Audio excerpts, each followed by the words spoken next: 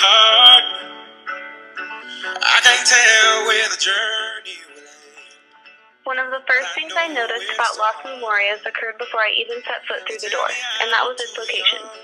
Las Memorias was situated in the outskirts of the poorest area in Tijuana. The stigma associated with HIV and AIDS couldn't be more obvious.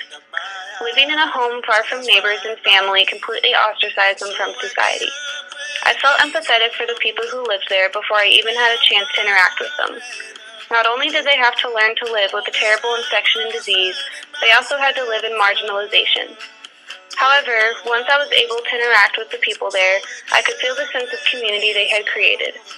Every patient considered themselves as part of the family, and I could see their genuine love and care for one another. Even though they are stigmatized by society, they are able to form a loving support system with one another and continue to live with community and joy.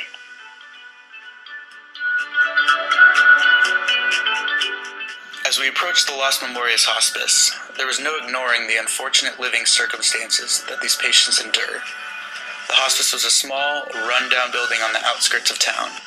For the most part, it stood alone, surrounded by a lonely desert with maybe one or two similar-looking buildings down the road. It was truly upsetting to know that this is where HIV patients were being housed. Upon walking in, however, we were greeted by nothing but smiles. The patients made us feel more than welcome there. I must have taken 2 steps into the main room when I found myself being greeted with a friendly handshake. Shortly after, we were given a brief tour of the hospice. Most notable was its pharmacy, which was comparable to a utility closet, lined with shelves of various medications. At Las Memorias, they don't have trained pharmacists, nurses, or doctors. Rather, the director handles a lot of these responsibilities with the help of some of the patients. In fact, that is what I found most intriguing about Las Memorias, the community. Everybody stuck together, and everybody supported one another. Life's a game made for everyone. My name is Noelle Amplin, and the thing that had the biggest impact on me is seeing all of the children who lived at Las Memorias. While it is always discussed that families are hugely impacted due to the AIDS disease, I never really thought of how true that was until I was there. Seeing those children gave me real insight for the first time on how the disease can affect not only you, but everyone around you. When seeing it firsthand, it made me realize that these innocent children witnessed death and extreme sickness every day while living there, and that some of those children actually had the disease themselves, so had to deal with first-hand impacts of these events. Yet despite all of this, that would make you think that they have less than average childhood experiences, they all seemed extremely happy and normal, and they were so curious and willing to play with us.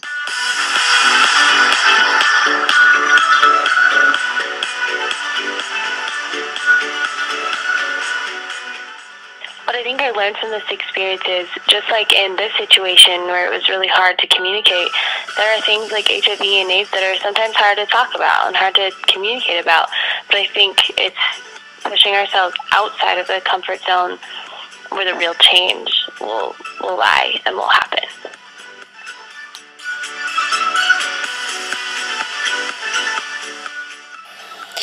While at Las Memorias, I was lucky enough to meet some great people. What really left an impression on me was a sense of community I felt, and that was evident. I met a young lady who was staying in the ward for minor young women. She made handmade jewelry which helped to relax her because she suffers from seizures. Everything she earned, she gave to Las Memorias willingly to help pay for some of the utility bills. And this helped further the sense of community and how they're there for each other and support each other, despite being marginalized by their communities and in many cases their families. As we walked out, I noticed a quote painted over the door which read, La hora más importante de tu vida es cuando tomas tus medicamentos, vivir con dignidad, which translates to the most important hour in your life is when you take your medication, live with dignity. This also struck me and helped support the sense of community within Las Memorias.